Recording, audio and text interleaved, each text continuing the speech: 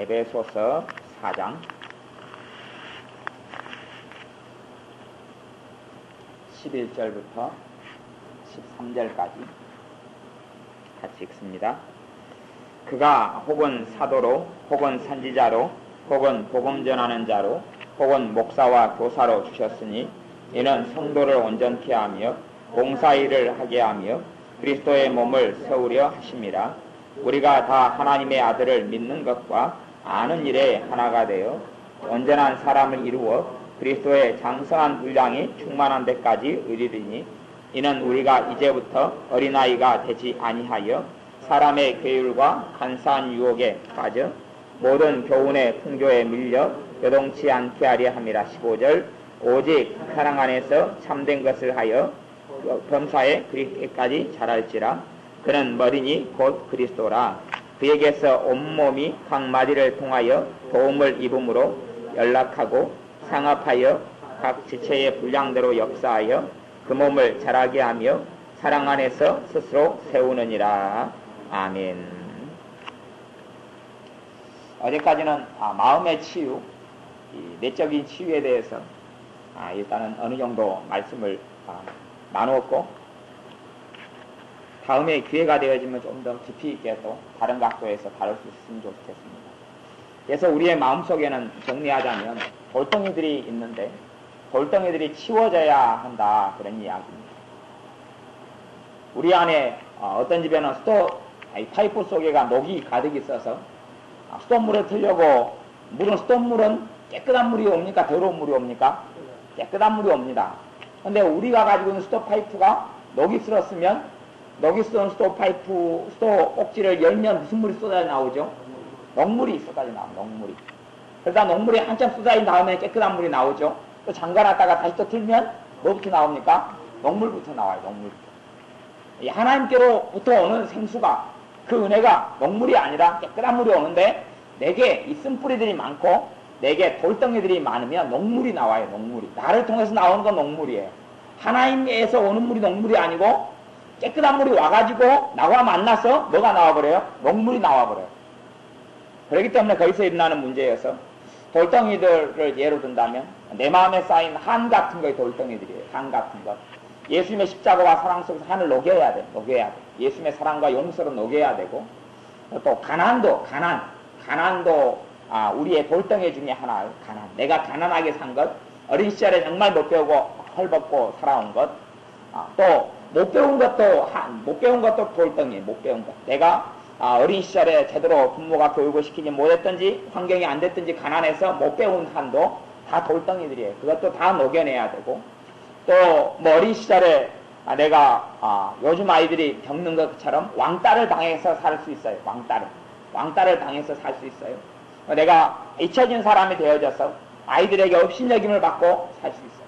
그것도 내게 있는 돌덩이들이에요.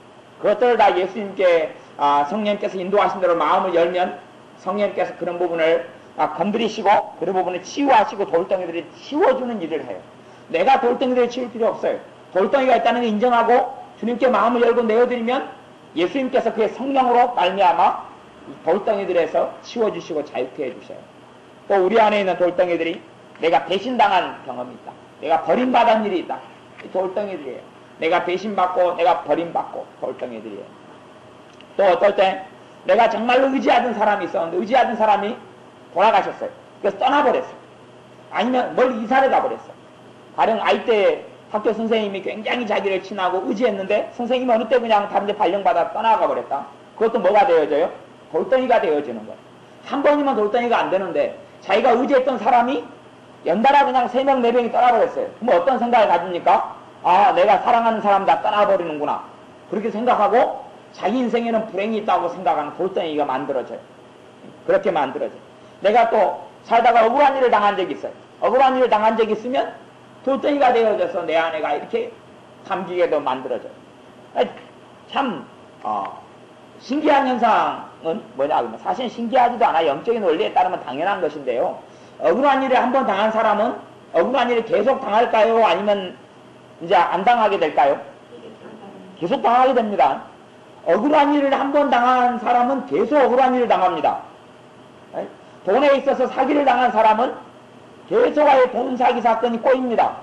재판을 한 번 걸린 사람은 재판 한 번으로 끝나요? 안 끝나요? 안 끝납니다. 계속하여 재판 걸 일이 계속 생겨납니다. 실제로 그래요. 여러분은 그 사람을 관찰하는 그 행복과 그 취미생활을 안 하셔서 그러는데, 저는 사람을 관찰하는 취미생활이 있습니다. 사람을 쫙, 인생을 쫙 보고 들어보고, 한 부분을 안 보고 전체 앞뒤 꼭지를 다 이렇게 봅니다. 그렇게 볼 때가 있어요. 그 사람을 상담하거나 뭐 이야기하지 않아도 앞뒤 꼭지를 쫙 흐름을 볼 때가 있습니다. 그걸 봐요. 그래서 재판이 몇 번 걸렸으니까 앞으로 한 5년 안에 재판 사건이 하나가 더 일어나겠군. 그러면 딱 일어납니다. 얼마나 재밌는지 압니까?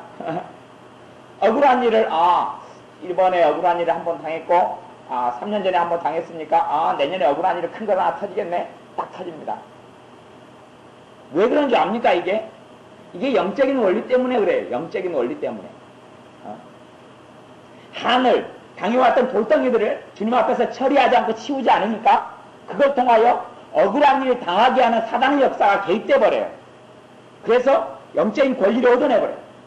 그래서 억울한 일을 내가 이 돌덩이들이 해결되지 않았어요. 그래서 이 돌덩이들이 남게 돼요. 남게 돼서 억울한 일을 자꾸 끌어와요.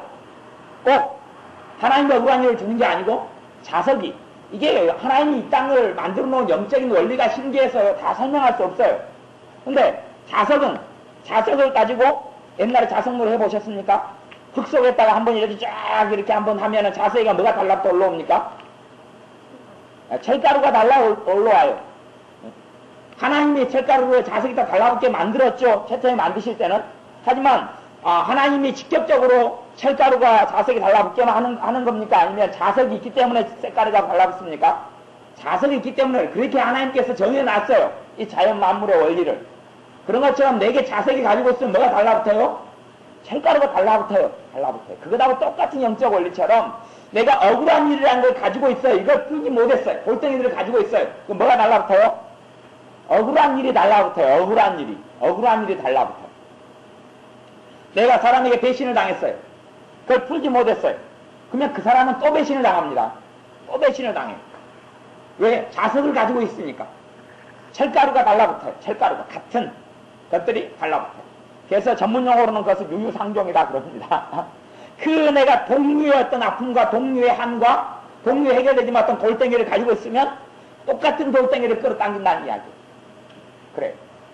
그래서 내가 길 가다가요, 사람이 폭행을 당한 일이 있어요. 길 가다가 술 취한 사람이나 정신 나간 사람이 막 해가지고 지나간 사람을 자꾸 막 때려부를 수가 그런 일이 있어요. 저도 옛날에 당한 적이 있어요. 그런 일을 막 때려버려 그냥. 정신없이 맞아요. 그러면 거기에 있는 돌덩이가 들어왔어요. 그걸 처리하지 못하면 그 사람요, 몇 년 안에 지나가다가 또 날벼락 맞듯이 뚫어 맞습니다. 웃기지 않습니까? 영적인 원리예요. 내 안에 있는 돌덩이가 처리되지 않으면 뭐에 의해서요? 진리와 하나님의 말씀과 주님의 사랑과 십자가에서 처리되지 않으면 자유함이 없어요. 그런 부분 한 번씩 잡혀버려요. 발목 확 잡혀요. 내가 돈을 사기당한 일이 있으면 그 돌덩이들을 처리하지 못했어요. 그 사람을 용서해주지 못하고 축복해주지 못하고 처리하지 못했어요. 그러면 또 돈 사기 당합니다. 돈을 사기치는 사람에게 마음이 샥 열려져가지고 그럴싸하게 들리고 투자하고 헛날립니다. 왜? 처리하지 못했기 때문에 일어나는 일이에요. 억울한 일을 처리하지 못했으면 억울한 일. 내가 재판을 걸어가지고 재판에 대해서 한과 원한과 이걸 가지고 있어요. 이 아내가. 그냥 꼭 생활하다가 뭐가 걸려듭니까? 또 재판이 벌어져요. 또 재판이 계속하여 벌어집니다. 그러니까 그런 사람을 제가 몇 사람을 압니다. 두어 사람을 알아요. 저 사람 또 재판 문제 또 걸리겠다. 그것이 계속하여 꼬여들게 돼요. 여기 영적인 원리예요. 영적인 원리예요. 그래서 우리 안에 돌덩이들을 왜 치워내야 되느냐. 그것 때문에 그래요. 그것 때문에. 그것이 궁극적으로는 주님을 닮지 못하게 만들어버려요. 주님을 알아가지 못하게 만들어버려요. 주님의 은혜를 못 받게 만들어버려요. 예수님을 닮지 못하게 만들어버려요. 이 돌덩이들이 그렇게 되어진다는 이야기. 그렇기 때문에 돌덩이들을 이게 어려움을 겪었어요. 내가 정말 못 견디는 어려움과 환란을 겪었어요. 또 아주 큰 중병을 앓은 적이 있어요. 이런 것도 다 돌덩이들이 돼요. 그런 것들이 다 중병을 앓으면 그에 대해서 인생을 원망하고 한탄하고 비극적인 마음에 사로잡히고, 그러니까 그런 사람들은 중병에 걸려서 겨우겨우 살아난 사람들은, 그리고 중병에 걸렸으면 이 마음속에 있는 한들이 있잖아요. 예를 들어서 하나님을 원망한다든지, 중병에 걸렸을 때 나한테는 왜 이런 일이 생겨나? 아니면 중격, 교통사고로 크게 당해가지고 내가 피해를 당했어요. 그러면 가해자에 대해서 원한이 생긴단 말이에요. 그것이 아픔이 심하고 고통이 심하면. 그걸 풀지 못하고 있었어요. 뭐 그 사람 사이에 그것이 이게 돌덩이가 돼가지고 그 사람 속에 참된 하나님의 기쁨과 하나님의 은혜가 오고 예수님을 닮아가는데 그 돌덩이들이 방해를 해버리고 말하는 거예요. 그래서 우리 안에 있는 그런 돌덩이들을 주님의 이 비달에 이렇게 조명되어져 가지고 밝히 드러나서 그런 돌덩이들이 처리가 되어져야 돼. 그렇지 않으면 우리가 자유함을 누리고 얻지를 못해. 그 돌덩이들을 찾아내야 돼. 내게 무슨 돌덩이가 있는가 찾아내야 돼. 그런 돌덩이들. 내가 그냥 내 살아왔던 과거를 싹 덮어버리면 안 돼요. 덮어버리면 안 돼요. 아, 이건 상관없다. 싸우니 덮어버려야지. 아무 문제 없어. 나는 괜찮아. 공사를 하다가 그런 사람들이 있어. 공사업자들이요. 공사를 잘못했어요. 그러니까 어떻게 해봅니까? 그냥 싹 덮어버려. 현장을 덮어버려. 그리고 다 괜찮은 듯이 해놓고 다 돈 받고 도망가버려요. 나중에 하자가 아파트에서 벌어지죠. 부실공사가 벌어져요. 그런 경우도 꽤 많습니다. 꽤 많아요. 덮어버려요. 싹 덮어버려요. 살짝 덮어버릴 수 있거든요. 살짝 덮어버려요. 공고를 정하는데 공고를 안에가 뻥뻥 뚫릴 수 있어요. 뭐 살짝 나무다시 돼가지고요. 싹 입혀버려요. 안에는 엉망이 됐는데 덮어버려요. 저는 일할 때 저는 쫄자로 많이 일을 했기 때문에요. 시다바로 일을 많이 해서 가장 젊은 사람이니까 뒤처리를 많이 하는데 제가 철근 일을 많이 했어요. 철근 일을 많이 하면요. 공고를 쓸 때 철근이 있는데 철근하고 이 바닥하고는 떠야 되거든요. 거리가 떠야 돼요. 그래서 철근 밑에 뭘 두냐 그러면 이런 플라스틱, 둥근 플라스틱을 꼽아요. 이렇게 꼽아가지고 바닥하고 철근이 뜨게 만들어요. 뜨게 만드는데 이 일을 귀찮아가지고 안 해버려요. 일이 그냥 철근만 깔아보고 말아버려요. 그러면 공고를 다친 다음에 합판을 뜯어내면 이리 보면 뭐가 보여요? 철근이 뭐예요? 부실공사가 돼버리는 거예요. 그러니까 눈 가리고 아웅을 하거든요. 공고를 비벼가지고 시멘트물을 해가지고 눈에 안 보이게 위에다 살랑이 덮어버려요. 살랑이. 그러면 철근이 뭐예요? 안 보여요? 안 보여요. 싹 덮어버려요. 싹 덮어버리고 그 위에다가 이제 사람들이 나중에 그 공고 친 데 위에다가는 뭘 해요? 미장장이가 미장을 하거든요. 표시가 나요? 안 나요? 안 나요. 근데 2년 딱 지나면 녹물이 쫙 나오기 시작해서 툭툭 깨져요. 어디가 그러죠? 대부분? 집 들어가면 베란다가 그래요. 일반 집사님 집 베란다 그러잖아요. 집사님 집 현관 대문에 있는 거기 다 일어나잖아요. 그러니까 그것이 철근을 깔 때 그 자리를 띄워야 되는데 안 띄워가지고 이렇게 오래되니까 녹물이 나오면서 그냥 공고를 깨져버리는 거예요. 그런 것들이 이제 부실공사하죠.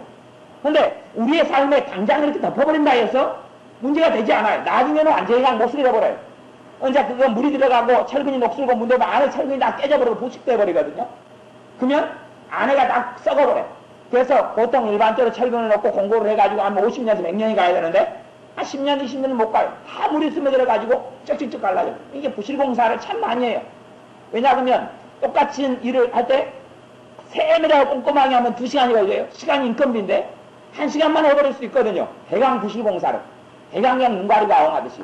그러면 한 집 할 것을 2집을 할 수 있잖아요. 그러면 일을 시키는 업자는 돈을 몇 배로 벌어요? 2배로 벌어요. 이 땅으로 버는 사람들은 돈이 똑같아요? 아니면 2배예요? 똑같지, 똑같아. 이 땅으로 일하는 사람들은 여기서 1시간 시켜 저기서 1시간 시키니까 똑같단 말이에요. 날림으로 해버리고. 대신 업자는 몇 배로 벌어요? 2배로 벌어요. 그렇기 때문에 일을 갖다가 그냥 눈 가리고 아웅해버려요. 그런 일들이 참 많아요. 집 부실공사 많고 부실공사 참 많아요. 아파트는 다 부실공사예요. 아파트는 전부 다 부실공사예요. 겉만 멀쩡하죠. 제가 아파트 목수를 오래 했거든요. 다 부실공사예요. 전부 다 부실공사예요. 부실공사에 다 뭘 빼버리냐면 주로 이제 모래하고 시멘트를 3분의 1로 섞어야 돼요. 3분의 1 섞어서 그 레미콘 기계로 돌려야 되는데 대부분 뭘 빼버려요? 이 모래도 하품 모래가 있고 중품 모래가 있고 상품 모래가 있어요. 하품 모래는 어디 모래냐 그러면 바닷모래가 하품 모래거든요. 바닷모래 안에가 뭐가 있냐면 염분기가 있어요. 염분기가 있으면요 다 모습이 더 부식되고 썩어버리거든요. 염분기한 하품 모래를 갖다가 하품 모래, 바닷모래를 한번 씻고 막 이렇게 이런 과정을 거쳐야 되는데 안 해요. 강모래가 제일 좋은 거예요. 강모래가. 강은 염분기가 없으니까요. 어쨌든 갖다가 3분의 1로 시멘트하고 모래가 섞어야 되는데 모래보다 뭐가 더 비싸요? 시멘트가 더 비싸죠. 시멘트가 비싸요. 그러니까 모래도 하품 모래를 쓰고 자갈도 상품, 중품, 하품이 있거든요. 자갈이 들어가는 거. 자갈을 쓸 때도 일반 그 큰 돌을 갖다가 깨가지고 쓰는 불량 자갈이 있어요. 이건 굉장히 하품이고 싸요. 그런 자갈을 갖다 섞어버려요. 눈에 안 보이잖아요. 그 시멘트는 많이 빼버리고 한 7대1이나 만들어놔요. 모래하고 시멘트하고 한 7대1 만들어 놓고 거기다 굳게 만드는 뭘 쓰냐? 화학약품을 부어버려요. 약품을 부어버리니까 겉으로는 시멘트하고 모래하고 많이 있는지 표시가 안 나요.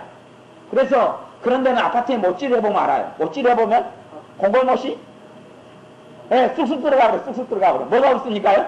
시멘트가 없거든요. 이제 정상적으로 막 3분의 1로 비벼가지고 놓는 집에는 공골못을 박으면 망칠이 돼요? 안 돼요? 안 돼요. 부러져고 깨져고 튕겨나오면 이게 제대로 된 공골 배합이 된 거고요. 아파트 안 그러거든요. 망치하면 그냥 푹 들어가 버려, 푹 들어가 버려. 공골인데. 그러니까 정상적으로 한 100년이 가야 되거든요. 근데 100년이 안 가요. 왜 그런 이야기를 하니 모르겠어요. 하여튼가 하고. 그래서 부실공사가 문제인데 우리의 삶에 있는 이런 바위들을 갖다가 내 안에 있는 어떤 이런 쓴뿌리들을 갖다가 덮어버리면 당장은 눈에 안 보이는 것 같은데 나중에는 왕창 그냥 이렇게 내려앉고 맞고 주저앉고 말아요.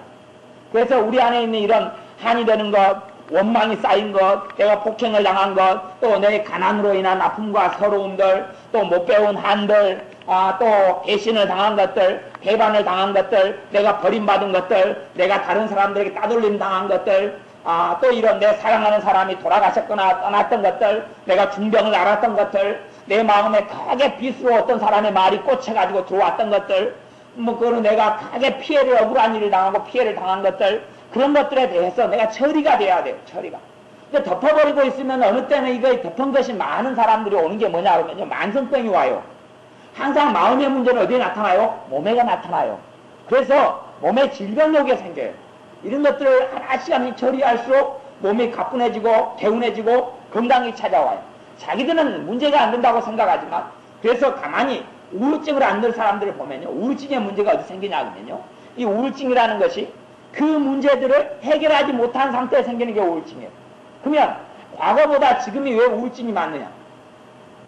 우울증이 많은 이유 중에 하나는요, 참 이게 또 참 신기한 원리라고 저는 개인적으로 생각해요. 제가 생각하는 이론이에요. 사회에서나 어디 심리학책이나 우울증 책에는 그런 것을 한 번도 이야기한 적이 없어요. 근데 제가 생각하는 원리는 그래요. 우울증에 있어서 과거의 사람들과 지금 사람들의 차이가 뭐냐 그러면, 과거의 사람들은 몸을 많이 움직였어요. 몸을 많이 움직였고 운동했어요. 알게 모르게. 오랫동안 걸어다녔고 농사일을 도왔고 몸으로 많이 일하는 노동을 많이 했어요. 이사를 할 때도 자기가 직접 날랐고. 근데 요즘 사람들은 몸을 움직여요? 안 움직여요? 안 움직여요.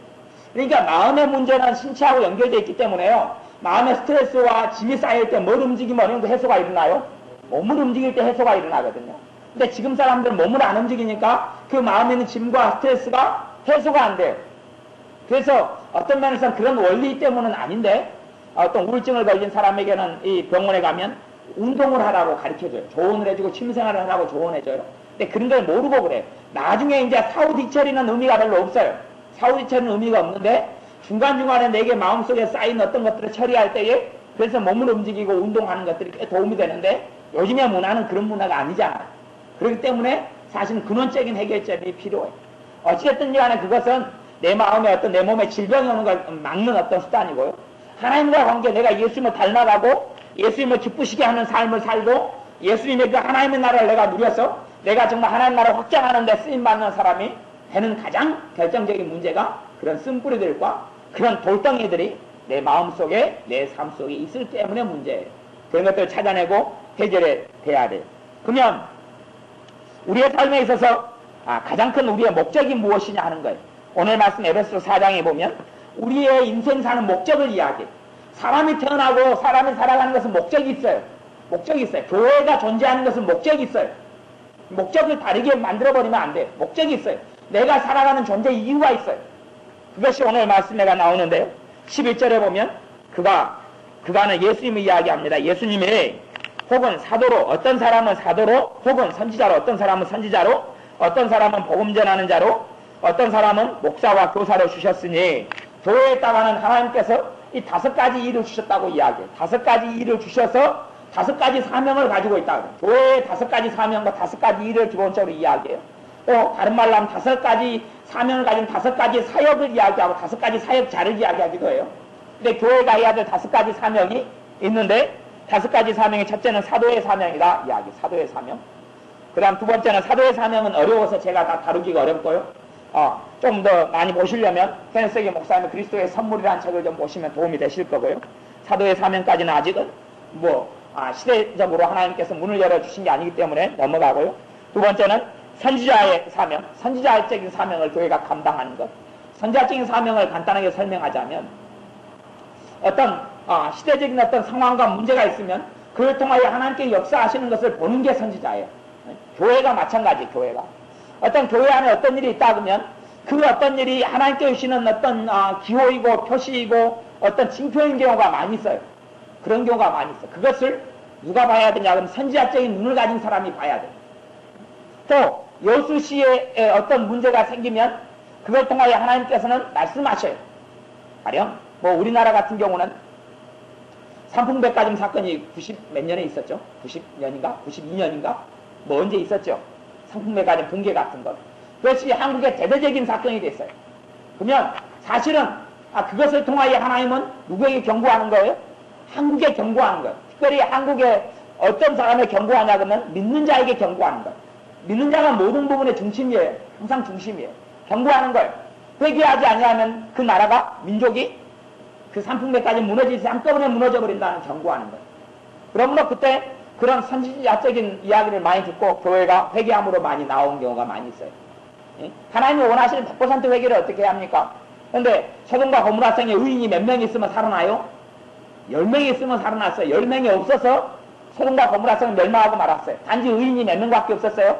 소돔과 고모라성은 한 명이죠, 한 명. 롯 한 명 있었어요. 롯 한 명. 계산할 것도 없어요. 롯의 자식들은 아니에요. 딱 한 명, 롯 한 명밖에 없었어요. 한 명, 10명만 있으면 살아나는데 마찬가지로 회개를 요구할 때 교회가 다 회개를 해야지 맞지만 하나님께서는 어떤 일부의 사람들이 회개하고 그러면 다시금 그 하나님의 심판을 모면하고 넘어가는 것이 있어요. 한국에는 하나님의 심판에 하나님 경고했던 것이 또한 그 다음의 사건이 몇 년에 있었죠? 1998년에 IMF가 있었죠. IMF를 통하여 한국에 경고하시는 거예요. 그 경고에 회개함으로 나아가지 않았더라면 IMF로 이렇게 단기간 안에 극복한 나라도 거의 없어요. 그런데 그렇지 않았으면 큰 문제가 왔을 거예요. 또 그것이 98년에 그렇게 넘어가고 어떤 면에서는 제가 보기에는 작년에 경고가 있었어요. 작년의 경고는 어떤 사건이에요? 샘물교회 그걸 통하여 교회가 굉장히 사회로부터 욕을 얻어먹는 지금까지 계속 이어지고 있는데 그 욕을 얻어먹는 게 뭐냐 그러면 교회가 지금 빛과 소금의 사명을 감당하지 못하고 있다. 그걸 통하여 하나님께서 경고하는 거예요. 경고. 그 감당을 하지 못하면 한국에는 앞으로 경제적인 극심한 혼란과 어려움이 올 거라고 하나님이 예견하시는 거고 그걸 말씀하시는 거예요. 그것이 선지자적인 사명이에요. 어떤 교회나 어떤 가정에서도 마찬가지예요. 가정에서도 어떤 경고에 하나님께 주시는 불빛들이 있어요. 경고의 불빛. 경고를 할 때에 그 경고의 불빛에 내가 회개함으로 주님께 순종함으로 나아가지 않으면 일이 터져요. 그것을 누가 분별해야 돼요? 선지자적인 사명을 가진 사람들이 분별해야 돼요. 이게 교회가 하는 일이에요. 또 개인에게서도 그런 일이 있어요. 개인에게 있어서도 경고를 해요. 경고를 해서 이 일에 있어서 너가 잘못하게 되면 이런 일이 생길 것이다 경고를 해요. 근데 영적인 소경이고 귀가 어두운 사람은 이걸 알아요? 몰라요? 몰라. 그렇기 때문에 이걸 알아듣고 회개하는 사람은 다시금 하나님의 뜻은 심판이 아니에요. 하나님의 뜻은 긍휼이에요. 하나님은 자비를 베풀기 원하지 심판을 베풀거나 징계하시기를 원하시지 않아요. 그렇기 때문에 회개하면 아합 왕에게 하나님의 심판과 죽음을 선포했더라도 아합 왕이 회개했을 때 하나님께서 아합 왕을 살려주셨어요. 그런 것처럼 내 개인에게든 또 교회에게든 또 여수라는 지역사회에 있어서든 이것 또한 경고를 주시는 거예요. 경고. 어떤 면에서는 몇 년 전에 여수에 있어서는 언제였죠? 여수에 한 3, 4년 흘렀는가요? 3, 4년 흘렀는가? 4, 5년 됐는가 벌써요? 충무동 교회라는 큰 교회가 완전히 갈라지고 무너진 일이 있어요. 그렇죠? 근데 그런 일이 있을 때에 하나님께 충무동 교회를 통하여 여수에 있는 누구에 대해서 경고하는 거예요? 여수에 있는 믿는 자들에게 경고하는, 믿는 교회에 경고하는 거예요. 교회의 영적인 상태가 어떤 상태라고요? 여수에 있는 교회의 영적인 상태가 충무동 교회 상태라는 이야기예요. 충무동 교회 천명되는 것이 천명되는 사람 두 파로 나눠져가지고 심지어는 그냥 막 놀랍게 싸웠어요. 서로 기도회를 같이 열고 같은 게에서 갈라디가 예배를 주일 난일을 따로 드리고요. 그 다음에 감리산까지 쳐들어가지고 목사님 자꾸 끄집어내고 이쪽에 목사님 따로 모시고 이쪽에 목사님 따로 모시고 그 건물 가지고 또 뭘 들어갔어요? 재판에 들어갔죠. 네 거다 내 거다 그래가지고 그리고 엉망이 됐어요. 그것도 꽤 오랫동안. 그걸 통하여 하나님께서는 충무동 교회를 통하여 뭘 보여주는 거예요? 여수에 있는 교회의 실상을 보여주고 경고하는 거예요. 경고하는 거예요. 우리가 해양 엑스포가 지금 이제 2015년 엑스포는 돈 되는 엑스포가 아니에요. 사실 돈 되는 거 아니에요, 이것은. 이건 나라의 돈을 갖다가 완전히 그냥 막 집어넣고 쏟아붓는 거예요. 근데 돈 되는 엑스포는 그때, 그 전에 우리가 했다가 졌잖아요. 그게 돈 되는 엑스포예요. 근데 그거 같은 경우는 그걸 할 때 많은 목사님들이 예언을 했어요. 뭐라고 예언했겠어요? 된다고 예언했어요. 된다고. 많은 목사님들이 된다고 그랬어요. 하나님 이것을 축복한다 그랬어요. 근데 그게 아니었어요.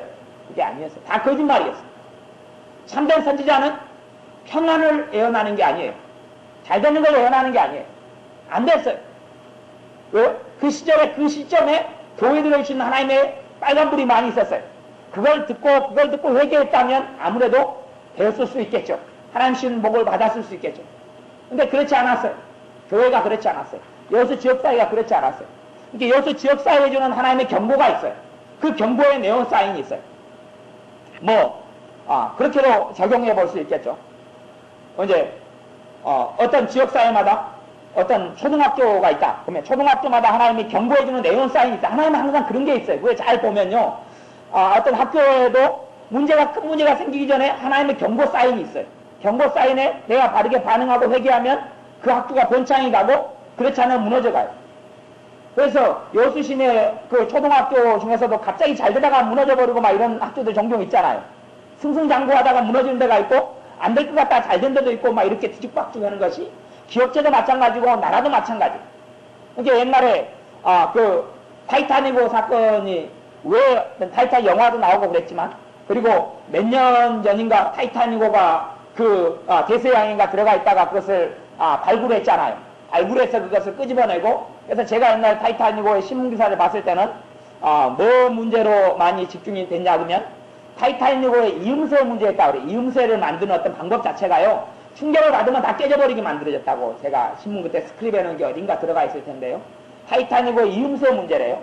그렇게 경고하게 만든 것 같은데 이음새 자체를 이음새 철판과 철판을 이렇게 연결하고 묶는 이렇게 쪼이 나는 이 부분들이 어떤 잘못 만들어진 거래요. 설계가 잘못돼 가지고요. 타이타닉의 이음새 부분이 견고하게 된 것 같고 철판은 두껍게 된 것 같은데 철판과 철판을 잇는 연결하는 이음새 자체가 약해서 이것이 안으로 들어가야 되는데 밖으로 열린 방식으로 했다든가 그래서요. 충격이 그래서 타이타닉호를 침몰시킬 정도의 빙산과 부딪힌 게 아니래요.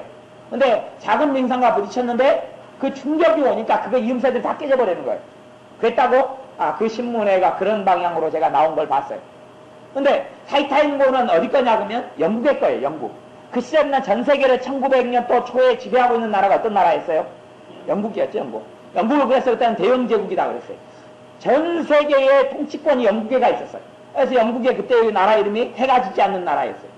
지금의 영국은 상상이 안 되는, 지금도 영국은 꽤 광대국에 속하지만 영국은 아예 이제 지금은 역사의 뒤안길로 가버렸어요. 근데 타이타닉호를 통하여 누구에게 경고하는 거였냐 하면 영국에 경고하는 거였어요. 타이타닉호는 어마어마하게 큰 배고 장대한 배예요. 그러니 전혀 침몰할 수 없다고 호언장담하는 배예요. 그리고 세계 최고의 항해사와 선장이 들어가 있는 배예요. 하지만 다 장담했는데 한순간에 그냥 침몰하고 말았어요. 그런 것처럼 그리고 그 경고에 영국에 있는 교회가 반응했어요? 안 했어요? 안 했어요. 회개로 반응하지 않았어요. 회개로 반응하지 않고 영국에 있는 목회자들과 교회가 우리 영국은 평안하다. 우리 영국이 세계적으로 큰 영향을 계속하게 미칠 것이다 라고 잘못된 예언을 했어요. 그리고 그것이 얼마 뒤에 영국이 완전히 무너져 버렸어요. 영국이 완전히 세계 대전을 통하여 완전히 무너져 버리고 황폐하게 되어버렸어요. 그 다음에 영국은 역사의 뒤안길로 사라져 버렸어요. 하나님의 시대에 주는 경고들이 있는데 그것을 알아채고 교회와 개인과 지역사회와 나라 민족과 전 세계에 주는 경고를 알아채는 것이 누가 해야 될 사명이에요? 교회가 해야 될 사명. 교회가 해야 되고 그 가운데 어떤 선지자적인 하나님의 부르심을 받은 사람이 그걸 해야 돼요. 그럴 때 사람의 가정이 무너지지 않고 삶이 무너지지 않고 교회가 무너지지 않고 지역사회가 무너지지 않고 국가와 민족이 무너지지 않아. 그래서 선지자적인 외침과 선포가 있을 때에 사람들이 회개로 반응해야 돼. 회개로 반응하지 않으면 한순간에 무너지고 말아요. 미국 같은 경우도 경제 대공황이 한 번 있었고요. 그때가 1990 몇 년에 1920 몇 년에 한 번 있었고요. 그리고 그 다음에 미국에 있어서 심각한 대공황 같은 위기가 언제 벌어졌냐 그러면 1984년인가요? 84년인가 뭐 언제가 그때 한번 또 있었어요. 88년인가? 그때에 미국이 반응을 제대로 못하고 회계로 반응하지 않았으면 미국이 그 전 세계의 경제 중심이었기 때문에 미국이 경제가 무너져버리면 싸그리 무너져버려. 사실은요, 지금 세계 경제라는 것은요, 굉장히 취약합니다. 아주 취약해요. 갈수록 취약합니다. 세계 경제가요, 얼마나 취약한가 하니요, 한 나라의 경제가 무너져버리면요, 연쇄 반응을 이렇게, 도미노 반응을 다 일으켜버립니다. 다 일으켜버려요. 우리나라 같은 경우는, 이 수출의 의존도가, 우리가 수출, 무역의 의존도가 한 70%인가 이렇게 돼요. 그래서 미국 경제가 무너져버리면 한국 경제도 그냥 다 무너져버려요. 그래서 지금은 증권시장 같은 게 중심인데요. 증권시장에는 움직이는 큰 손들이 있거든요. 큰 손들이. 주식시장의 큰 손들이요. 이런 사람들이 손을 조금만 잘못 써버리면 다 무너져버려요. 경제가 굉장히 취약하게 됐습니다. 과거에보다 경제가요, 너무 취약해요. 전 세계 경제가요, 완전 도미노 현상이에요. 예전에 미국에 있는 어떤, 가장 큰 산림에 나무들도 어마어마한 이런 아름드리 나무들이 있는 산림이 있었어요. 그래서 그 나무들은 어마어마하게 큰 거대한 나무고요. 그런 수림지역에 미국이 정말 잘 관리하는 수림지역인데, 어느 날, 산림관리자들이 가봤더니 그 사람이 장정이 한 5명, 7명이 손으로 재야지만 이 아름드리 나무들이 다 넘어져 있어요. 다 넘어져가지고 그 숲이 다 폐허가 돼버렸어요. 근데 그거에 대해서 학자들이 의견이 분분했어요. 태풍이 있었던 것도 아니고, 큰 지진이 났던 것도 아니고, 큰 화재가 났던 것도 아니고 다 무너져버렸어요. 근데 그 어마어마한 아름드리 나무들이 왜 무너졌냐고 나중에 밝혀졌는데, 한 나무가 병충해가 먹었어요. 병충해가. 뿌리에서. 병충해가 먹었더니 그 어마어마한 나무가 못 견디고 이제 어떻게 됐습니까? 넘어져버렸어요. 넘어졌는데, 도미노 현상이 일어나버린 거예요. 그 나무가 너무 어마어마한 나무니까 얼마나 힘이 세겠어요. 넘어져서 그 옆에 나무를 쳤어요. 그 옆에 나무를 쳤어요. 다 무너져버렸어요. 근데 왜 그러냐면 그 수종이 하필이면 뿌리가 나무에 비해서 좀 작아요. 수종이 작아요. 뿌리가 깊지를 못해요. 나무 자체가. 그러니까 한 나무가 병충해를 먹어가지고 뿌리가 묵어가지고 썩어서 넘어져 버리니까 도미노로 다 쓰러져가 넘어져 버린 거예요. 갖고 그 어마어마하게 그 숲을 관리하고 지키려고 미국에서 돈을 어마어마하게 한 나라의 그 주에서 돈을 쏟았는데 깡그리 다 없어져 보고 만 거예요. 지금 현재 경제가 도미노 현상처럼 한 나라가 도미노처럼 무너져 버리면 다 무너져 버려요. 굉장히 취약합니다. 경제 구조가. 그래서 굉장히 아주 불안해요. 아주 불안해요. 지금 같은 경우도 경제가 완전히 언제 침몰해 버릴지 몰라요. 세계 경제가 마찬가지예요. 언제 침몰해 버릴지 몰라요. 그래서 한 나라 같은 경우는 무슨 나라 이름인지 제가 생각이 안 나는데 나라가 지금도 그러는데 하루에 물가가 몇 배가 오르냐 그러면요. 물가 자체가 오르기를 한 500배가 올라요. 500배가. 500배, 1000배가 올라요. 물가가. 예? 예? 그런 나라 아니고 뭐 하여튼 그런 나라 있어요. 그 물가가 그렇게 그냥 올라가요. 그래서 달걀 2개를 살려면 예를 들어 달걀 2개 살려면 뭐 500억을 줘야지 사고 막 이래요. 돈을 갖다 계속 매일 찍어내요. 현돈을 찍어내요. 물가가 계속 올라와 버리니까요. 답이 없는 거예요. 그런 것처럼 물가가 곡물가가 계속 올라가고 계속 문제가 일어나요. 근데 이런 것을 해결하는 것은 사실 하나밖에 없어요. 하나님께 회개로 나아가는 것 말고는 답이 없어요. 그래서 하나님께서 어떤 경제를 잡고 있는데 이것이 하나님의 잡는 손이 낮아버리면 한순간에 무너져 버리는 게 지금 현재 글로벌 시대라는 전체 세계 경제 구조예요. 옛날처럼 독자적으로 저도 뭐 그 생각도 해봤습니다. 그 미국에는 어떤 사업이 유망 사업 중에 하나냐 그러면요. 텃밭 가꾸어주는 사업을 하거든요. 아세요? 텃밭을요, 회사가요, 사람 집마다 해요. 밭이 있잖아요, 밭, 작은 밭을. 열림식품이라고 자기가 직접 가꾼 채소를 먹는데, 자기들이, 채소를 갖고 농사해줄 능력이 없잖아요. 그러니까 회사가 뭘 해줘요? 직원들 파송해가지고 텃밭을 여기서 가꿔주고, 가끔씩 깎아줘요. 그래서. 앞으로도 한 10년 뒤에 텃밭 사업을 좀 할 구상을 좀 해봐야 되겠다. 제가. 그 생각을 했는데요. 근데 갈수록 뭐냐 그러면, 자급자족이 안 되는 거예요. 자급자족이 안 돼요. 옛날은 농사지어서 내 식량을 내 집에다 쌓아놓고 살았기 때문에요. 경제구조가 무너질 일이 없어요. 사는 것이 냉장고도 없고 TV도 없고 이런 시대인지 몰라도 내가 벌어서 내가 가지고 내가 살기 때문에 경제구조가 취약하지 않아요. 전 세계적인 경제구조가 아니에요. 그런데 지금은 그렇지 않아요. 그렇지 않고 무역에 의존하고 생산 산업에 기반하지 않고 거기에 의존하지 않기 때문에요. 한번 무너져버리면 싹 무너져버려요. 싸그리 무너져버려요. 삼성이 하나, 전자 쪽이 하나 무너진다 그러면 도미노로 다 무너져버려요. 기반 산업이 다 무너져버려요. 그래서 이 사회에 공황이 와버려요. 전 세계가 다 그렇게 돼 있어요. 지금 구조가 다 그래요. 어떤 나라든지 예외가 없어요. 그렇기 때문에 굉장히 무서워. 이러한 선지자적인 사명을 교회가 감당해야 돼. 그 다음에 세 번째 감당해야 될 사명은 복음 전하는 자. 교회가 전도자의 사명을 감당해야 돼. 우리 교회는 그래서 새벽에도 말씀을 나눴지만 전도자의 사명을 교회가 감당하지 못해요. 사명 중에 하나예요. 전도의 사명, 성도의 사명. 근데 성도는 제쳐주더라도 전도의 사명을 교회가 감당해야 돼. 토요일날 로방기도를 나가고 있지만 기도를 해야 돼요. 전도자가 설 수 있도록 기도해. 전도의 사명을 가진 사람들이 일어나서 전도하러 나가야 돼. 집집마다 두드리고 나가야 돼.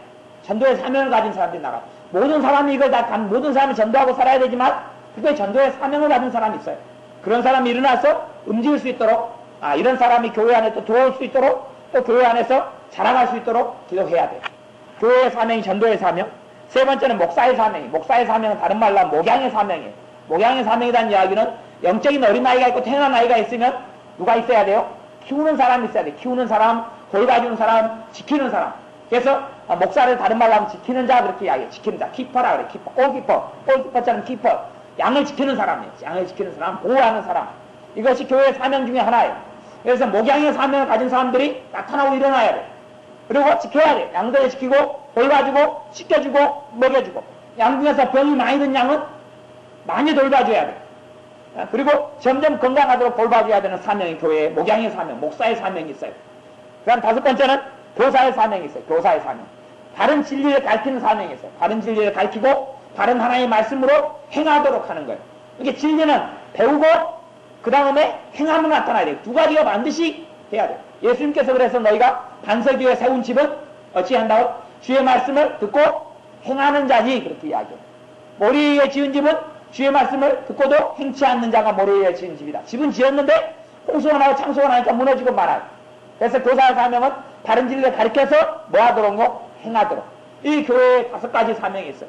왜 이 다섯 가지 사명과 일을 교회가 감당을 해야 돼? 다섯 가지 사명의 일을. 아직은 이제 어떤 사도의 사명은 아직 교회의 어떤 계시적으로 아직 덜 열렸어요. 그것은 좀 지나놓고 봐야 되는데 선지자적인 사명은 이제 먼저 지금 최초로 이제 열려져 가는 상황이에요. 조금 더 지나면 아마 사도적인 사명이 뭔지가 좀 더 많이 열리고 보여질까 생각해요.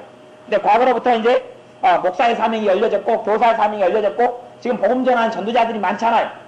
또 교회 안에서 전도자가 있어야 되고요. 이 사명이 있어야 돼요. 그 다음에 이것을 통하여 12절에 보면 4장 12절에 보면 이는 성도를 어떻게 하려고요? 온전케 하려고. 성도를 온전케 한다는 이야기는 누구를 닮게 만든다는 거예요? 예수님을 닮게 만든다는 거예요. 이것이 교회가 살아야 될 우리의 존재 이유와 교회의 존재 이유와 우리가 살아가는 이유예요. 우리가 성도인 내가 어떻게 되려고요? 온전케 되려고. 온전케 된다는 이야기는 하나님이 원하시는 사람으로 서고 살아간다는 이야기예요. 그럼 온전케 된다. 그럼 두 번째 어떤 일을 하게 한다고요?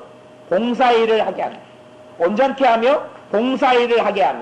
봉사는 여기선 봉사라는 표현으로 됐지만 여기서 정확한 표현으로 한다면 사명이라는 표현이 맞아요. 사명이나 사역. 하나님 일을 하게 하려고 사명을 감당하게 하려고 어떤 직분이 있다고요? 사도, 선지자, 복음 전하는 자, 목사, 교사라는 사람들이 있다는 이야기고 그 사역이 교회 안에 있을 때에 하나님의 자녀들이 성도가 일어나가지고 뭔 일을 하게 한다고요? 사명을 감당하게 된다는 이야기. 그래서 모든 믿는 사람은 다 사명을 가진 사람들. 왜 내가 예수를 믿는 순간에 하나님은 나를 천국으로 불러 올려버릴 수 있잖아요. 근데 왜 불러 올리지 않고 내가 이 땅을 살아가요? 내게는 뭐가 있기 때문에요? 사명이 있기 때문에. 그래서 나를 따라오려거든 누구든지 나를 따라오려 예수님께서 자기를 부인하고 자기 십자가를 지고 나를 따르라. 십자가가 뭐라고요? 사명이에요. 사명. 다른 사람의 사명이 아니고 자기 십자가 자기 사명을 이야기해요. 교회가 우리 교회는 아직 그런 부분에 체계를 잡아가지 않고 있습니다만은 어느 때가 되면 체계를 잡아갈 겁니다만은 교회가 사실은 잘못 행해져 왔던 것이 참 많아요. 어떻게 잘못 행했냐 그러면 교회가 사명 위주의 교회가 아니고 교회 어떤 체계 위주의 교회가 돼 있었어요. 한국 교회는 그래요. 아직도 체계 위주의 교회. 무슨 말이냐 그러면요. 교회에 순종하고 교회에 복종하고 교회의 체계에 복종하지 자기 사명에 복종하는 교회는 아니었어요. 지금도 대부분이 그래요. 가령 큰 교회가 있으면 큰 교회는 성가대가 있어요. 성가대 굉장히 많이 서죠. 또 제가 어린 시절을 보내고 젊은 시절을 보낼 때도 성가대에 많이 서서 찬양을 많이 했어요. 그러면 성가대하고 하나님의 사명하고는 관련이 있을까요? 없을까요? 없습니다. 냉정히 말해서 없습니다. 냉정히 말해서 성가대라는 사명은 없어요. 그건 단지 그냥 예배를 돕는 것에 불과하지 그게 자기에게 주는 사명과는 전혀 상관이 없어요. 근데 사람은 한 몸을 가지고 있고 시간이 한정되어 있기 때문에 내가 어떤 일을 맡게 되면 다른 일을 할 수 있어요? 없어요? 없어요. 교회의 체계라는 게 성가대를 만들어서 자기 사명을 가진 사람이 그 일을 하지 못하고 자기 십자가가 아니라 엄한 데서 매이게 만들었어요. 교회에 차량 봉사하는 차량위원들이 있어요. 또 주차위원들이 있어요. 그건 사명과 관련이 있을 수 있어요. 있을 수 있어요. 나는 더 깊이 들어가서 사명 가운데 하나가 봉사의 사명이 있어요. 봉사의 사명. 봉사의 사명을 가진 사람이 주차 관리를 하고 주차 요원을 하고 차량 봉사를 할 수 있어요. 하지만 그 사명이 아닌 사람이 그 일을 할 때는 주님께서 기뻐하세요? 안 하세요? 기뻐하지 않아 한단 말이에요. 기뻐하지 않아요. 근데 그 사명이 아닌 사람들을 그런 자리에다가 자꾸 집어넣어요. 집어넣어요. 또 주일학교 교사를 해요. 중고등부 교사를 해요. 교회 안에 주일학교를 할 때에 그러면 이 교사라는 사명도 깊이 들어가면 진짜 사명하고는 관련이 있을까요? 없을까요? 진짜 사명하고는 관련이 없습니다. 진짜 사명하고는 관련이 별로 없어요. 왜냐하면 가르치는 사명이 있는데 그것은 그 일을 어떤 사람이 해야 돼요? 그 사명을 가진 사람이 해야 되는데 대부분은 그 사명을 가진 사람들은 성령의 인도를 받아서 가르치는 것이 교재를 가지고 가르치는 게 아니거든요. 공과를 가지고 가르치는 게 아니에요. 그렇기 때문에 문제가 되어져요. 깊이 들어가면요. 그러니까 주님이 주신 사명하고는 관련이 없어져요. 교회의 체계나 구조 자체가. 또 뭐가 있죠? 여전도회가 있어요. 여전도회. 남전도회가 있어요. 여전도회 임원이 됐어요. 회계를 맡았어요. 회장이 됐어요. 남전도회 임원을 맡았어요. 또 어떤 아버지 학교를 만들어가지고 했어요. 그 다음 교회 사명과 관련이 있어요? 없어요? 없어요. 관련이 없어요. 그래서 그 일을 하게 되면 정말 주님이 주시는 자기 십자가는 질 수 있어요? 없어요? 질 수 없어요. 그러니까 교회가요, 자기 십자가 주님의 사명이 아니라 봉사일을 하게 했는데, 이게 여기서 이야기하는 봉사의 사명이 아니라 여기서 사역을 이야기한다고 그랬어요. 사역적으로 하나님의 자녀를 이끌어가지 못해버려요. 교회는 완전히 잘못된 부분에 이끌어가가지고 자기는 잘 믿고 있고 잘 살고 있고 잘 헌신하고 있다고 착각하게 만들어버렸어요. 그래서 우리 교회 같은 경우는 앞으로 되어지면 사명 중심적인 교회가 되어져야 돼요. 그러면 모이는 것이 일단은 기도팀, 중보기도팀으로 그 은사와 사명을 가진 사람이 다 모여야 돼요. 그쪽으로. 제가 크게 볼 때는 사명이라는 것은 크게 나누면 저는 두 가지 사명 정도로 이야기해요. 어떤 사명 이야기하냐면 사람의 성격도요. 주된 성격이 있고 부수된 성격이 있어요. 그런 것처럼 사명도 주된 사명이 있고 부수된 사명이 있다는 걸 저는 알아요. 그래서 두 가지 사명을 다 감당할 수 있겠죠. 근데 주된 사명이 있고 부수된 사명이 있어요. 주된 사명과 부수된 사명이. 가령 이봉 교사님 같은 경우는 사명이 주된 사명과 부수된 사명 가운데 하나는 목양의 사명이 있어요. 목양의 사명. 제가 목사지만 목사란 말은 목양이라는 뜻이에요. 목양이라는 뜻인데 그런 의미인데 목양의 어떤 은사와 부르심과 사명은 정사님한테 있어요. 저는 교사의 사명이 중심이에요. 가르치는 진리를 가르치는 사명이 중심이고 이봉 교사님은 치유의 사명이 있어요. 또 목양의 사명도 있어요. 중심되는 것은 아마도 어떤 치유의 사명이 중심이지 않을까 싶어져요. 근데 아직까지는 이제 그런 부분에 구분이 없이 지금은 아직 워밍업의 상태이기 때문에 같이 이렇게 혼합에 손재했어요. 집사님 같은 경우 중보기도의 사명이 주된 사명이고 또 어떤 사명도 있겠어요? 가르치는 사명도 있죠. 교사의 사명도 있어요. 그러니까 이것이 집사님 전도의 사명이 중심이고 또 다른 사명이 봉사의 사명도 같이 집사님 두 개 정도가 왜 주된 것과 부수적인 것이 이렇게 있어요. 그 사명으로 교회가 해체 모여를 해야 된단 말이에요. 그래서 봉사의 사명을 가진 사람들 봉사의 사명을 가지고 그 자리를 감당할 때 교회가 온전케 되어지고 사람이 세워지고 하나님의 뜻대로 살아가고 주님의 풍성함이 교회를 통해 나타난단 말이에요.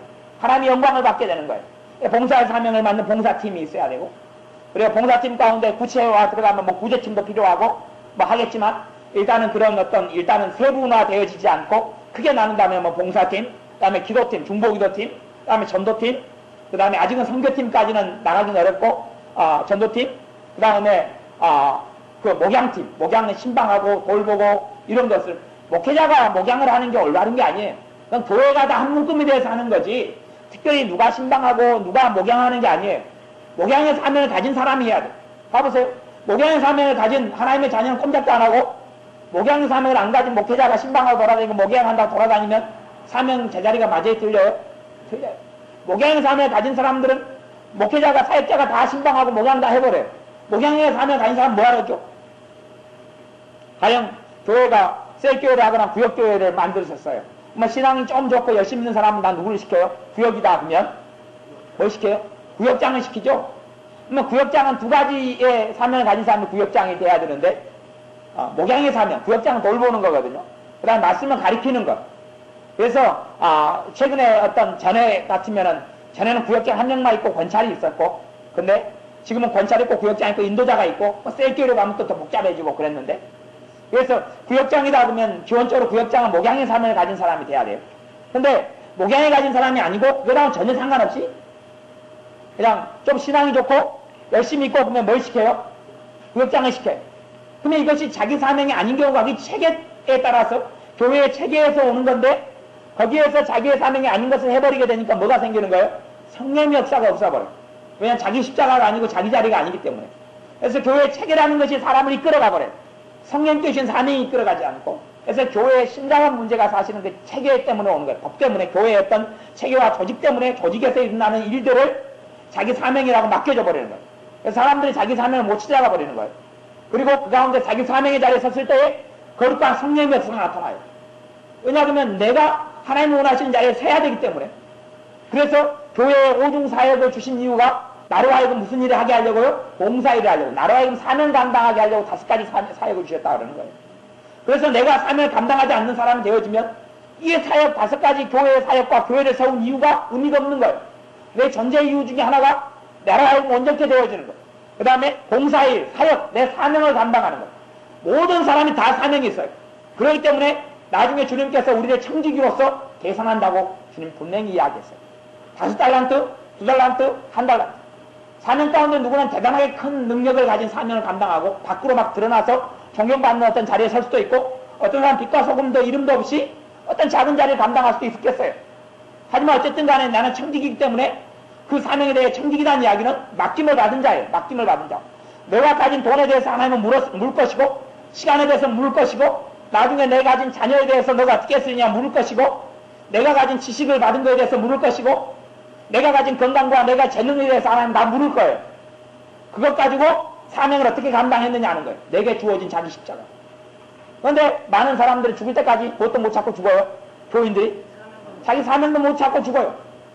교회가 그렇게 알려지지 않고 그렇게 체계화되지 않았어요. 하나님 말씀 중심으로 체계화가 안 됐고, 교회의 체계를 통하여 이상한 것, 성가되든 주일학교든 뭐 또 율동팀도 만들어내고 뭐 별의별 뜻이 하나를 만들어내가 두물납작한 걸 만들어내서 그 일을 하게. 물론 아버지 학교도 필요하고 어머니 학교도 필요하고 뭐 부러움도 필요한데, 그것하고 실제로 사명하고는 아주 거리가 멀어도 많이 멀어요. 전혀 연관이 없다라고 말할 수는 없지만 굉장히 거리가 멀어요. 어떤 교회는 전도폭발 중심적인 교회가 있어요. 전도폭발. 전도의 어떤 걸 중심으로 모든 걸 이끌어가요. 그러니까 전도의 사명이 있는 사람은 그 교회에서는 그 초점이 맞죠. 근데 전도의 사명이 없는 사람 맞아요, 안 맞아요? 안 맞는 거예요. 틀려, 어우러지게 되는 거예요. 사명을 다른 옷으로 입히려고 그러는 거예요. 또 어떤 교회는 주일학교로 모든 걸 초점을 맞춰버리는 교회도 있어요. 그럼 그 가운데 주일학교에 사명이 있는 사람은 맞아요. 맞아요. 근데 그 사명이 없는 사람 맞아요? 틀려요?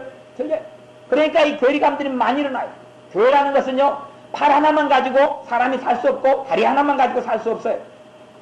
그래서 그 밑에 보면 12절 말씀 다시 읽어보겠습니다. 이는 성도를 온전케 하며 봉사일을 하게 하며 그리스도의 몸을 세우려 하십니다. 그리스도의 몸, 교회의 몸, 교회를 세우려 합니다. 5가지 오중사역을 주신 이유가 뭘 세우려고요? 주님의 몸을 세우려고. 나를 세우려는 게 아니에요. 나를 세우는 게 아니에요. 주님의 몸을 세우는 거예요. 그리고 13절 말씀 같이 읽습니다. 우리가 다 하나님의 아들을 믿는 것과 아는 일에 하나가 되어 온전한 사람을 이루어 그리스도의 장성한 분량이 충만한 데까지 이르리니. 나의 궁극적인 목표가 있다. 나의 궁극적인 하나님의 원하심이 있다. 나로 하여금 어떤 사람이 되려고요? 그리스도의 장성한 분량이 충만한 데까지 예수님을 닮은 사람이 되게 하는 데 목적이에요. 내가 하나님께 고린도 후서 3장 18절 말씀.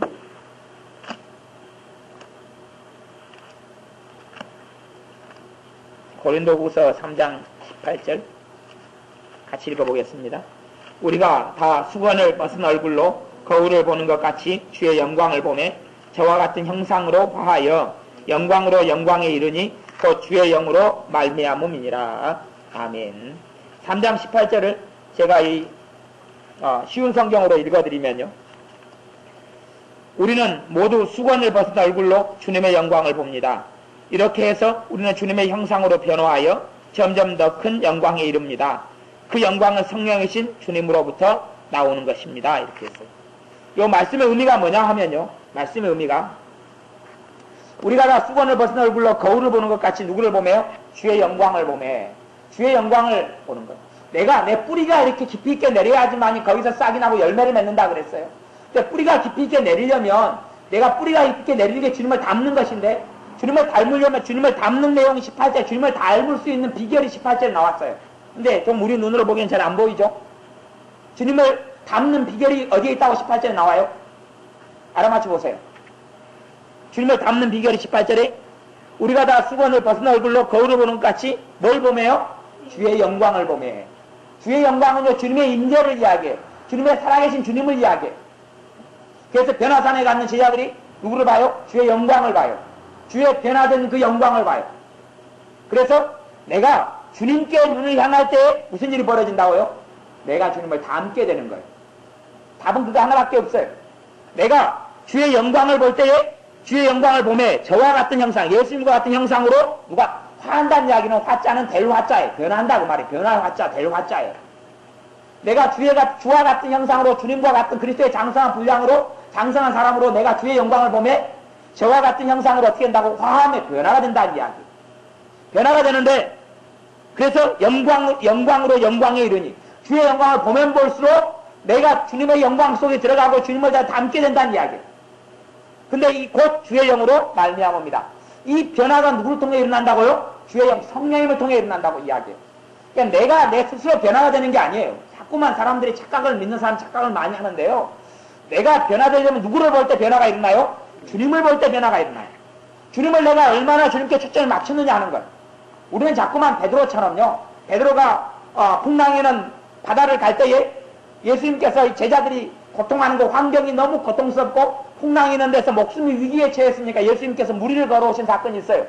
예수님이 무리를 걸어오셨어요. 사람들이 예수님을 보고 유령이다 그랬어요. 유령이다. 귀신이다 그런 거예요. 예수님 귀신이 나타났다. 그리고 기겁을 하니까 예수님께서 누구라 그래요? 아니 두려워 말라 그래요. 그러니까 그 중에서 호기심이 많고 특출난 행동을 잘하는 베드로가 예수님께 요청을 해요. 예수님 무리를 걸어오는 걸 보고 자기도 그래서 그것을 무협소설은 1위 도감이라 그래요. 1위 도감. 무리를 걸어간다 그래요. 갈등잎을 타고 무리를 걸어간다. 하여튼 이 물을 걸어가는데 나도 같이 1위 도감을 하게 해달라 예수님께 요청을 해요. 그럴 때 예수님께서 그래 오라 그래 오라. 베드로가 뭘 위를 걸어갑니까? 무리를 걸어가요. 급한 바람처럼을 보셨는가요? 그걸 보시면 무리를 걸어가는 사건이 나오는데 아이들이 무리를 걸어가고 그러는데 한번 봐보세요. 예수님의 사랑이 은은한 바람도 연장선인지 모르겠어요. 봐보세요. 무리를 걸어가요. 무리를 전도팀이 아이들이 손잡고 무리를 걸어가요. 갖고 손잡고 물인데 그 바닷물을 걸어가가지고 섬으로 전도하러 가요. 배가 없기 때문에. 그것이 역사에 있어서 최근에 일어났던 일이에요. 80년대에 일어났어요. 교회에서 가득히 일어났어요. 아주 그냥 티모시 섬이라는 데서 그냥 가득히 하나님의 기적의 역사가 가득 나타났어요. 그것의 기록이 역사 현장의 기록이 그 두 권으로 되어 있어요. 그거 보세요. 교회 책이 있어요. 근데 누가 지난번에 가져가는 것 같은데 누가 가져갔는지 모르겠어요. 하진영이 가져갔는가요? 그거 보세요. 그거 나왔던가요? 근데 그래서 이 베드로가 예수님을 보고 걸어가다가 예수님 뒤에가 아직 파도가 잔잔케 되지 않았어요. 예수님 뒤에가 뭐가 몰아쳐와요? 파도가 몰아쳐요. 어마어마한 너울이 치고 파도가 몰아쳐오니까 베드로가 예수님을 보다가 어디를 봐요? 파도를 봐요. 파도를 본 순간에 어떻게 됐죠? 예수님이 걸어오라고 한 예수님의 그 능력은 베드로에게 있었어요? 없었어요? 물을 걸을 능력은 베드로에게 있었어요? 없었어요? 있었어요. 예수님이 그렇게 그 능력을 부여해 줬어요. 그러니까 베드로가 물을 걸어왔어요. 그 능력이 없어지진 않았어요. 근데 어떨 때 없어졌어요? 베드로가 파도를 볼 때 없어져버려요. 파도를 볼 때 베드로가 꼬르륵 들어가서 죽겠다고 살려달라고 예수님께 비명을 질렀어요. 살려주시오! 그러니까 예수님께서 살려주면서 야단을 쳤어요. 믿음이 적은 자여 야단을 쳤어요. 예수님을 봐야 되는데 뭘 봤어요? 환경을 보고 문제를 봐요. 우리들의 문제는 뭐냐 그러면 자꾸만 예수님께 초점이 안 맞춰진다는 거예요. 예수님께 초점이 맞춰지고 예수님의 십자가에 맞춰지고 주님께 맞춰지면 변화가 일어나요. 달라짐이 일어나요. 달라지고 변화돼요. 내가 예수님 초점에 맞췄어. 그분의 채찍을 맞은 등에 초점을 맞추고 가시관을 끄은 머리에 초점을 맞추고 그분이 나를 위해서 걸어가 십자가의 길에 골고다 언덕에 눈을 맞추고 주님의 사랑에 눈을 맞추고 나를 사랑하신 그 사랑 나를 위해 긍휼의 눈을 맞추고 예수님께 눈을 맞출수록 내가 변화가 일어나요. 예수님께서 얼마나 가늠한 여자를 죽이지 않고 정죄하지 않고 사랑으로 용서해 줬는가를 맞추면 내가 용서함을 받게 되고 내가 달라지게 되고 변화되게 되고 예수님께서 버림받은 삭개오를 찾아갔던 것을 보시고 삭개오와 함께 욕을 얻으면서도 유하신 걸 볼 때 그 주님을 볼 때 내가 그 주님의 형상으로 변화가 일어나요. 근데 우리의 눈은 자꾸 주님께서 멀어요. 이렇게 오늘 말씀에 고린도후서 3장 18절에 보면 예수님께서 고린도 교회 사도 바울을 통하여 주시는 말씀이 뭐냐 그러면 너희들이 변화되려면 주의 형상을 변화되려면 뭘 봐야 된다? 주의 영광을 봐야 된다. 주의 영광은 주님의 임재예요. 성령의 충만함이에요. 주님께서 내 안에 거하시는 거예요. 내가 주님을 보는 거예요. 내가 주님을 보면 볼수록 내가 주님의 형상으로 바뀌게 돼요. 근데 내가 주님을 보면 나를 바뀌게 해주시는 분이 있다 그래요. 누가 바뀌게 해줘요? 주의 영이, 주님의 영이, 주님의 성령이 내가 주님을 보면 주님의 성령이 내게 역사해서 주님으로 바뀌게 만들어요. 이해가 되세요? 내가 주님을 보면 볼수록 내 안에 있는 쓴뿌리들이 바뀌고 변화가 일어나요. 기경이 되어져요. 내가 주님을 보는 게 기경하는 방법이에요. 내 마음을 기경하고 내 인생을 기경하고 내 삶을 갈아엎는 방법은 옥토바스를 만든 방법은 내가 주님을 보는 게 방법이에요. 주님께 초점을 맞추면 그래서 사도 바울이 이야기하는 뜻이 그거예요. 나는 그리스도와 십자가 외에는 아무것도 전하지 않기로 나는 마음먹었다. 주님의 십자가 외에는 나는 자랑할 것이 없다. 그 이유에 이 말씀과 연결돼서 여러분 이해하시면 이해가 잘 될 거예요. 왜 사도 바울에게는 자꾸 누구에게 사도 바울은 초점이 맞춰져 있어요? 사도 바울의 눈에는 오직 예수님밖에 없어요. 환경에 있는 것도 아니고. 그래서 사도 바울이 빌립보 감옥 속에 복음을 전하다 잡혀서 새창살에 쇠고랑을 자고 들어갔을 때 사도 바울과 신라의 마음속에는 누구밖에 없어요? 주님이에요. 그러니까 한밤중에 그 피가 터지고 피가 낭자하고 된 상황에서 살까지 찢기고 그냥 온몸이 쓰러져 고통스러운 상황에서 기도하고 그리고 찬양해요. 눈이 누구에게 있었기 때문에요? 주님에게 있었기 때문에. 그럴 때 지진이 일어나고 철장문이 열리고 그리고 간수가 와서 무릎을 꿇고 굴복해요. 복음에 굴복되고 변화가 일어나고 그 지역에 교회가 세워져요. 이게 왜 사도 바울의 눈이 환경에 있지 아니하고 주님께 있었기 때문에. 우리의 눈은 자꾸 환경이 바라보고 사람에게 눈이 있는데 주님께서 우리에게 원하시는 건 정말 변화의 중심은 내 눈이 주님께 있으라는 거예요. 주님께 향할 때 주님의 영광 속에 내 눈이 들어갈 때 내게 변화가 있다는 거예요. 내게 달라져. 내가 스스로 나를 뜯어고칠 수 없어요. 그건 그리스도인의 삶이 아니에요. 그것은 윤리적인 삶이고 세상 사람들은 그렇게 살아가요. 세상 사람들은 자기가 자기를 고쳐요. 윤리에 의해서 지식에 의해서 정보에 의해서 자기를 고쳐요. 근데 주님의 사람은 누가 고쳐요 자기를요? 주의 영이 고쳐요. 주의 영인 성령님이 나를 고쳐요. 오늘 말씀에 영광으로 영광에 이르니 누굴 통해서 그렇다? 곧 주의 영으로 말미암습니다. 주의 영을 통하여 영광은 뭐냐 그러면요. 영광을 다른 말로 하면 하나님의 형상의 영광이라고 그래요. 하나님의 형상이 영광인데요. 나는 하나님의 형상으로 복귀가 되어져요. 예수님을 닮은 그리스도의 장성한 분량이 영광인데 그 영광 속으로 내가 들어가게 되어져요. 내가 누구를 볼 때요? 예수님을 바라볼 때. 하루 중에 모든 일들 가운데 자꾸만 예수님을 바라봐야 돼. 예수님을 보고 예수님을 보고 예수님을 또 봐야 돼. 예수님을 바라보고 예수님을 바라보는 게 우리의 사실은 전부예요. 그렇게 될 때에 우리의 생각과 삶이 달라져. 성경 하나만 더 찾아보고 기도하겠습니다. 열왕기상 17장입니다. 구약성경 열왕기상 17장 1절 말씀. 열왕기상 17장 1절. 제가 가진 성경 구약성경 545쪽입니다. 545쪽. 545쪽 있는데 열왕기상 17장 1절 말씀. 545쪽 열왕기상 17장 1절. 열왕기상 17장 1절 같이 읽습니다. 들으시면 됩니다.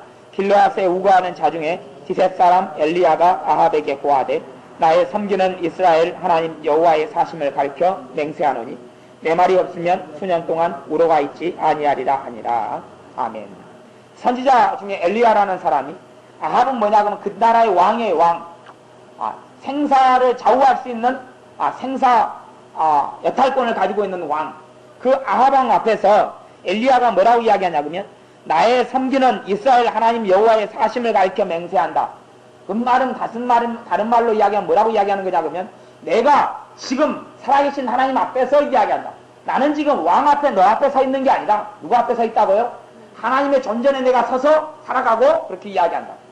그래서 당장 엘리야 앞에 있는 아합이라는 왕은 엘리야를 죽일 수도 있는 왕인데 그럴 능력이 있는데 엘리야는 누구를 안 봐요? 왕을 보지 않고 지금 함께 계신 누구를 봐요? 하나님을 봐요. 이것이 가치관. 엘리야는 모든 그래서 엘리야가 말만 하면 하늘에서 뭐가 떨어졌어요? 불이 떨어졌어요. 불이 떨어져. 엘리야를 죽이려고 하는 군사들에게 엘리야가 불이 떨어져라 하면 불이 떨어지게 싹 죽여버려. 엘리야가 말할만 불만 떨어져. 불이 떨어져. 왜냐? 왜 불이 떨어지고 하늘문을 닫고 하늘문을 엽니까? 엘리야의 삶 속에는 누구밖에 없어요? 주님밖에 없어요. 하나님밖에 없어요. 하나님밖에 없고 주님밖에 없어요. 초점과 눈이. 그래서 나중에 예수님께서 이 변화산에 나타나실 때 율법의 대표인 모세와 선지자의 대표를 엘리야보다 갑절의 능력을 가진 사람이 엘리사 선지자예요. 2배의 권능과 능력과 병 고치는 능력과 기적의 능력이 엘리사가 있었어요. 근데 예수님 변화산에 나타날 때 선지자의 대표로 하나님 누구를 정해요? 엘리야를 정해요. 왜냐하면 엘리야와 엘리사의 큰 차이점은 뭐냐 그러면 엘리야의 삶 속에는 오직 눈과 초점이 누구밖에 없어요? 주님밖에 없는 거예요. 그래서 엘리야는 주님밖에 없기 때문에 그는 죽음을 보지 않고 승천해버려요. 산채로 들림받아버려요. 에녹 같은 경우도 왜 뿌리가 중요해요. 뿌리. 사명이라는 것을 반드시 감당해야 돼. 오중사에게 있는 이유가 사명을 감당하도록 내게 주신 사명이 있어요. 누구든지 감당해야 될 사명이 있어요. 그 사명을 감당하는데 그 뿌리가 뭐냐 그러면 주님을 닮아갑니다는 이야기예요. 주님을 닮고 주님을 닮아간 사람, 그것이 내 사명. 주님을 닮아가는 것이 사명의 첫째 사명이에요. 예수님을 닮는 것이 내 인생과 삶의 초점이에요. 그것이 내 중심의 목적이에요. 나를 부르신 이유예요. 그 다음에 이제 그것이 뿌리고 나무로 이야기하면, 그리고 줄기가 자라는 것은 온전하게 되어지고 성장하게 되어지는 거고, 다음 열매가 나는 것은 사명을 감당하는 거예요. 그것이 에베소서 4장에 있는 아까 전했던 말씀에 주된 요지라고 제가 말씀을 나누었어요. 그리고 엘리야의 삶 가운데는 오직 누구밖에 없어요? 주님밖에 없어요. 또 고린도후서 아까 이야기했던 3장 18절에 주님을 닮는 비결이 뭐라 그랬어요? 주의 영광을 보매 내가 영광의 영광으로, 주님의 영광으로 내가 화하고 변화된다고 이야기해요.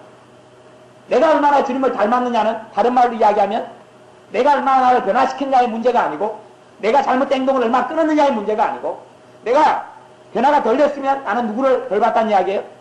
주님께로부터 내 눈과 초점과 마음이 안 향해 있다는 이야기예요. 환경을 자꾸 바라보는 사람, 베드로처럼 태풍을 바라보고 풍랑을 바라보고 오그라지고 엎어지고 들어갈 수밖에 없어요. 앞에는 주님이 있어도 왜? 이상하지 않아요? 베드로 지금 앞에는 누가 서 있어요? 풍랑에는 바다에서 주님이 서 있어요. 그럼에도 불구하고 베드로는 물속에 빠져듭니까? 안 빠져듭니까? 빠져들어요. 빠져들어. 왜냐하면 베드로는 눈이 주님을 향하기 위해서 풍랑으로 향했기 때문에 그래요. 우리의 삶에서 주님이 안 계시는 게 아니고 주님이 나와 함께 하시는 게 아닌 게 아니라 함께 하심에도 불구하고 함께 하신 주님의 능력을 체험하지 못하는 이유는 내 눈이 함께 하신 주님에게 향해져 있지 않기 때문에 그래요. 그래서 에베소서의 사도 바울의 기도에 보면 믿음으로 그리스도가 어디에 계시게 하옵시고 너희 마음에 계시게 하옵시고. 왜 그런 이야기를 하냐 그러면 주님이 내 안에 계시는데 내가 믿음의 눈으로 내 안에 계신 주님을 봐야 된다는 이야기를 하는 거예요. 그것이 중심이라고 이야기하는 거예요. 내 안에 계신 나와 함께 계신 주님을 믿음의 눈으로 봐야 되고, 말씀에 이야기하는 주님을 봐야 되고, 주님의 그분의 자비하심과 주님의 긍휼하심과 주님의 성품과 주님의 말씀에 또한 주님 그분의 내 눈이 초점이 맞춰질수록 내가 변화가 일어나는 거예요. 어떤 사람이 주님의 사랑을 드러내지 않고 원망하고 혈기 부리고 분노내고 이간질하고 분리하고 당을 짓고 그리고 이런 실망과 절망에 쌓여 살고, 그 사람은 아무리 신앙생활에 10년, 30년, 50년 했다 할지라도 또 그 사람이 저주하고 사람을 핍박하고 박해하고 이런 사람들이, 그 사람이 아무리 목사라 할지라도, 그 사람이 아무리 선교사라 할지라도, 전도사라 할지라도 그 사람 눈에는 마음속에 누가 없다는 이야기예요? 주님이 없다. 주님을 바라보지 않았다는 이야기예요. 주님을 보고 안 산다는 이야기예요.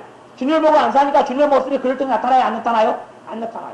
우리에게 빛과 소금이 되라는 이야기는, 소금이 맛을 잃지 않고 빛을 잃지 않으라는 이야기는, 내가 빛과 소금으로 살아가는 이야기는 내 스스로 살아갈 능력이 있다고 전제하는 게 아니에요. 내가 누구를 볼 때요? 주님을 볼 때. 왜 달과 별이 왜 빛을 갖다가 밤에 냅니까? 저 달은 누구를 보고 있어요? 해를 보고 있거든요. 저 달이 빛이 나는 것은 다른 빛을 내지 못해요. 달에서 지구를 보면 지구도 뭐하고 있어요? 달 입장에서는 지구가 달이에요. 우리 지구 입장에서는 달이 달이고. 그런 것처럼 이 지구나 달인 빛을 내요. 근데 지구나 달이 빛을 내는 것은 스스로 빛을 내지 못해요.